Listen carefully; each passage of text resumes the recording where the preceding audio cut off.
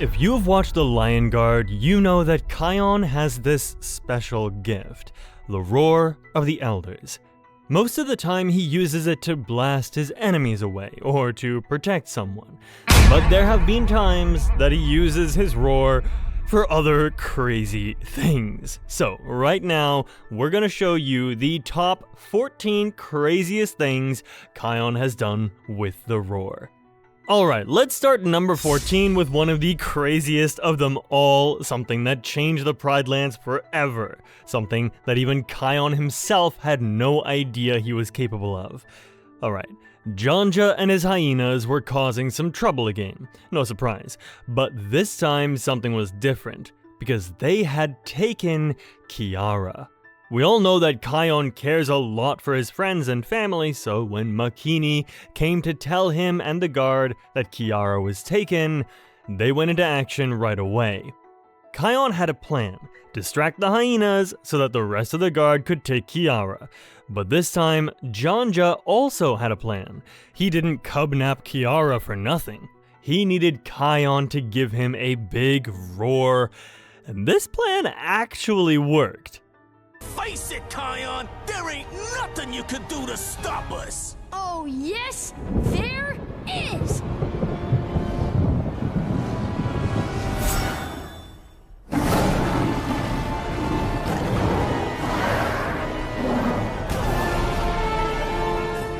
Now first, Kion didn't want to roar, but his emotions have been out of control since he and his guard had been so busy during the dry season.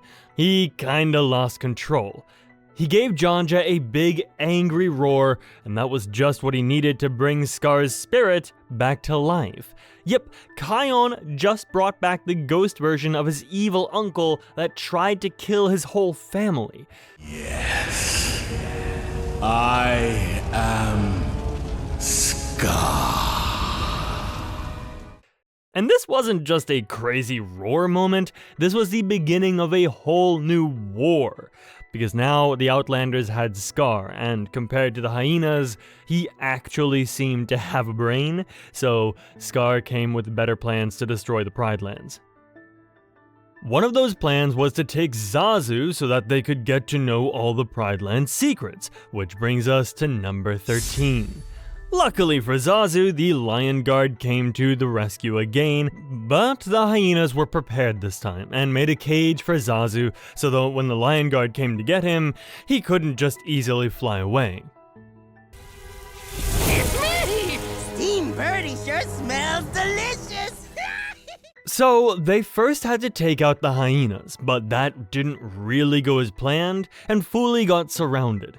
Even though Zazu was in a cage, he still helped out and hit 2 hyenas, but because of his cage, he rolled further toward the lava. But Kion came to the rescue and saw it just in time.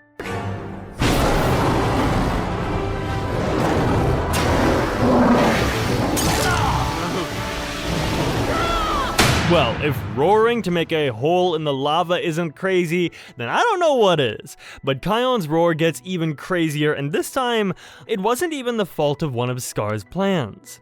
Moving on to number 12, we go back to another time the Lion Guard had to save the day. This time, Bunga thought he had a brilliant idea again. He went on to steal Rafiki's staff and watch the paintings on the wall. He watched a painting of zebras run, and when he saw that happen later that day, he came to the conclusion that Rafiki's paintings predicted the future. Yeah, Bunga, great conclusion. Because zebras never panic and run, right? Anyway, this wasn't the only painting he saw, because he had also seen a lion cub falling from a tree branch, and he concluded this must be Kion. So he got the rest of the guard to be as panicked as he was, and they went on to protect Kion for the rest of the day. But this eventually led to even more trouble, and Besthe accidentally pushed a rock at some zebras. The zebras panicked and ran, of course, and they fell into a river that ended into a waterfall. When they thought they were too late to get the zebras out, Kion managed to save the day again.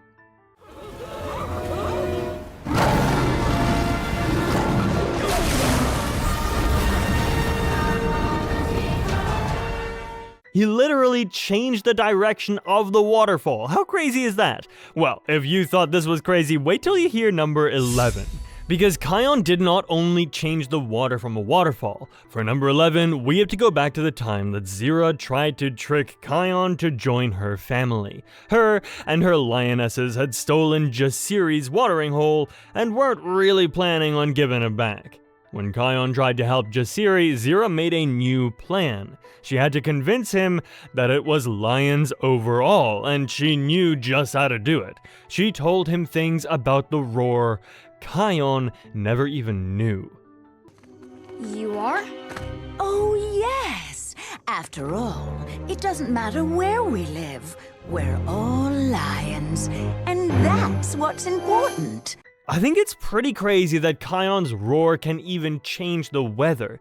But even though Zira showed him that the roar could do this, she still didn't succeed in convincing Kion to take her side, and her family got roared away. But this time wasn't just luck, because Zira told him what he had to do. Kion remembered it and changed the weather again when they really needed it. Because now Thurston did something stupid again. It was the dry season, and he told a few others of his herd to panic and run near a river. Or at least it was a river, because now that it was the dry season, it had completely dried up. The zebras were stuck in the mud that was getting more dry with the second. But luckily for them, Kion was around and used his roar for something amazing. Okay, everyone, prepare to get wet.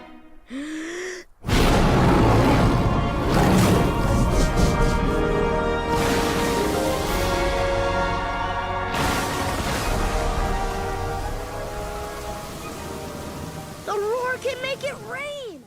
It was a bit more rain than expected, but I still think it's pretty crazy he can just make rain during the dry season.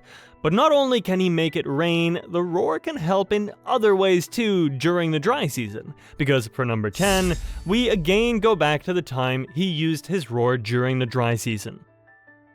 The Pride Lands were experiencing some dry lightning, which is lightning that doesn't cause rain, and because of that, it can cause fire when it touches the dry grass. Well, and I think we all know that everything is dry during the dry season, so fire spreads really quickly then, which was exactly what happened this time. There was no time for Kion to look for a dark cloud to create rain again, so this time he did this.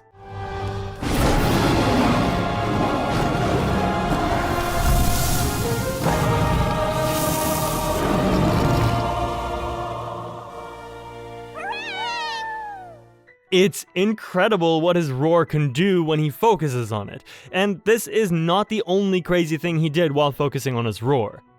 Even though some of you might not count this as a time he roared, I still wanted to add it as number 9, because I think this was really incredible.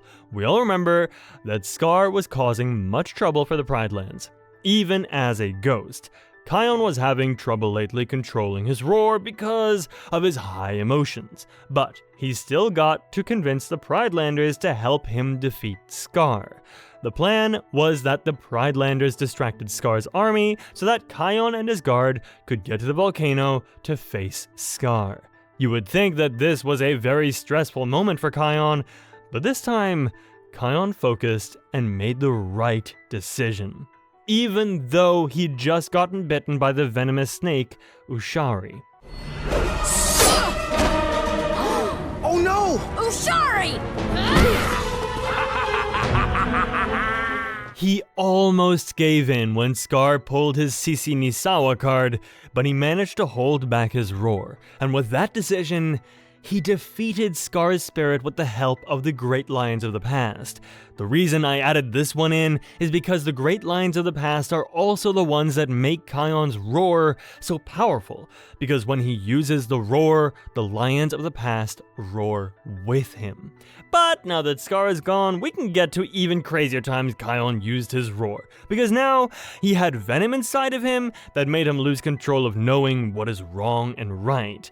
Therefore, He also lost control of his emotions and the roar a couple of times. So, moving on to number 8, we are going to a time he didn't mean to roar. Scar's words about the roar being a curse were racing through his mind. What if he really was destined to turn evil? What if the roar really was a curse? But the guard didn't really give him the time to think because they had to start their journey to the Tree of Life to find healing for Kion and Ono. But you can already guess who was the one with the least patience. Yes, Bunga. So when Bunga decided to shout in Kion's face, he couldn't take it anymore.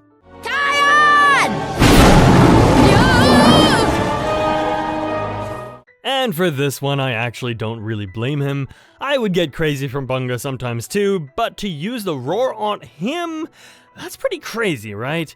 Well, we are still not done here. Because moving on to number 7, we see another time Kion couldn't control his emotions. But this time, it was against the enemy. So, it was a little less worse. Or so you would think, because his powerful roar still did a lot of damage.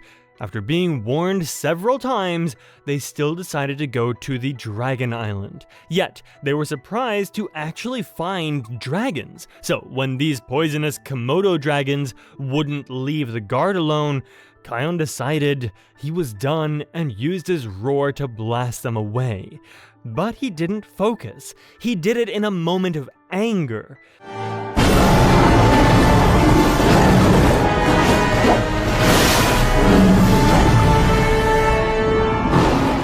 So now he didn't only roar the dragons away, no, he roared the whole ocean away. Everyone was still in shock, but they had no time to stay still because the ocean was already coming back to them. It was a huge tidal wave, but everyone was fine eventually. But you know who was also fine? Were the Komodo dragons, and they started attacking again. Because for the 6th most crazy thing that Kion does with his roar, it is again the fault of these dragons. Because when Kion roared the whole ocean away, he also destroyed the path that could lead them off of the island. But they didn't even have time to think of a way to escape the island before the Komodo dragons found them and their dolphin friends again. When there seemed no other way out, Kion decided that he hadn't used his roar enough. But this time, he did it with patience. And here, they still thought they would not see any of these dragons again. But oh boy, were they wrong. He again uses his roar in a crazy way against them, but we will go back to that later. Because I think we have to discuss what he did when he arrived at the Tree of Life. Moving on to number 5. We go back to a time when Bunga thought with his stomach again. Oh, a beehive next to a pile of rocks! Let me get that! Well, I think we all remembered what happened next, and Bunga caused a massive rock slide. And you could say that Rani wasn't happy with that. But you know who also wasn't in his best mood? Was Kion. His guard had slowed him down so many times now, it was really time for him to finally get to the Tree of Life. So, when Bunga caused this rock slide, he tried to get past it as fast as possible.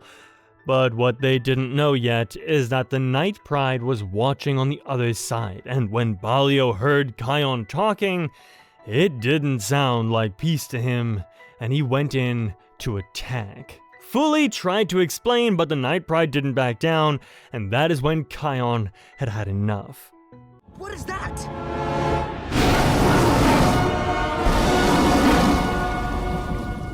Yes, Kion, it's a great idea to roar your future brother-in-law away.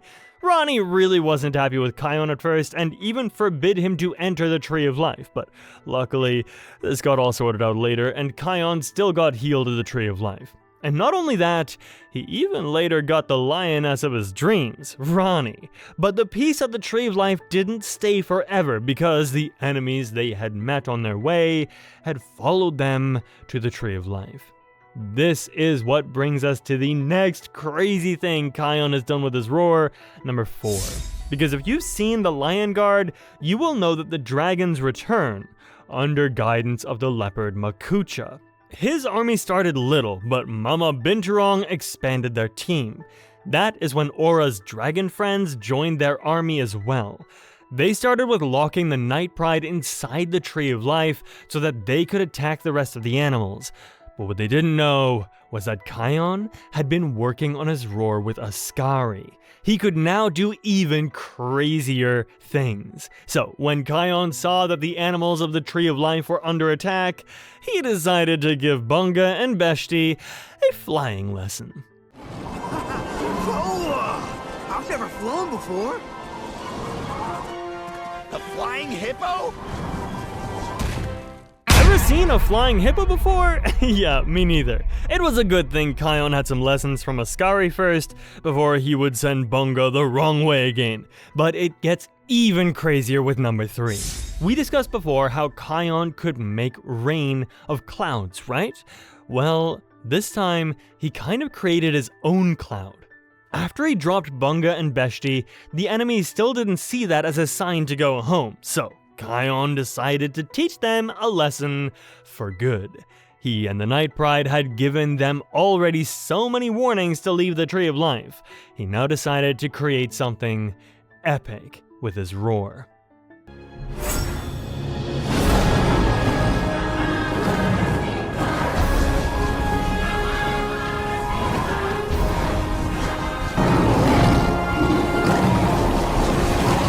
Yeah, bye-bye for good. But Kion still wasn't done doing crazy shit with his roar, because number 2 happened on his way back to the Pride Lands. They weren't really ready to start their journey back home. But when Jasiri and Janja had traveled all the way from the Pride Lands to come and warn them, they knew it was serious. Kion didn't even get to really think about Rani's offer about staying, and they already had to go back, and fast. This time, there wouldn't be as many enemies around, since Kion sent all the enemies they had met in their way far away. But still, it was going to be a long journey. Or so they thought, because this time, they had Azad by their side. And Azad, Fuli's new cheetah friend, had some faster routes in mind. He was a traveler and always took the cheetah way, which means as fast as possible. But as you might have seen, cheetahs are not that big, so when Azad told everyone the fastest way was through a small canyon, they were worried they had to leave Besthe behind. But luckily, Kion had mastered the roar with the help of Ascari.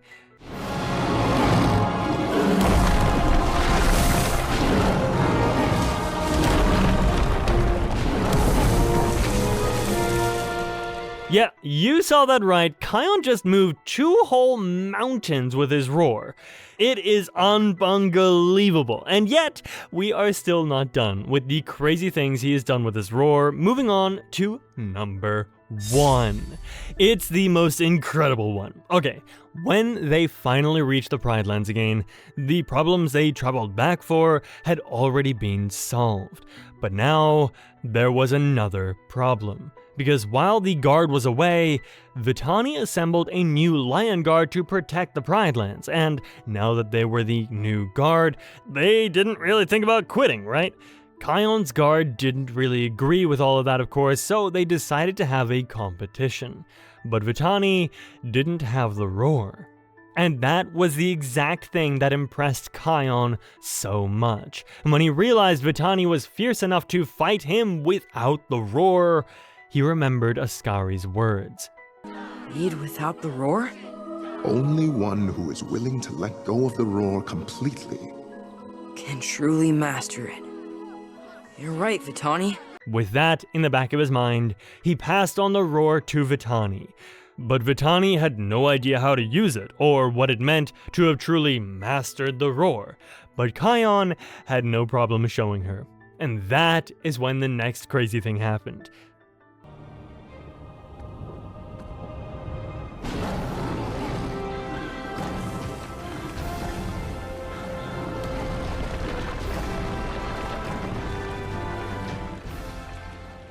Yep, you saw that right. He literally just lifted Pride Rock with his roar. Let's just hope that he didn't wake up Kiros' spirit this time.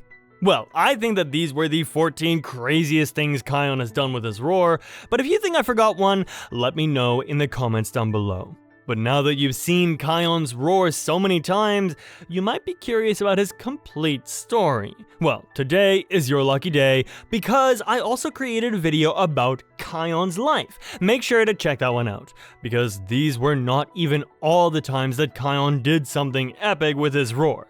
But if you still can't get enough of videos in this style, I've got some more good news for you, because I also created a video about the 12 most dumbest moments in The Lion King's history. So, make sure you hit that notification bell so you won't miss out on any more of the new videos, and I'll catch you next time.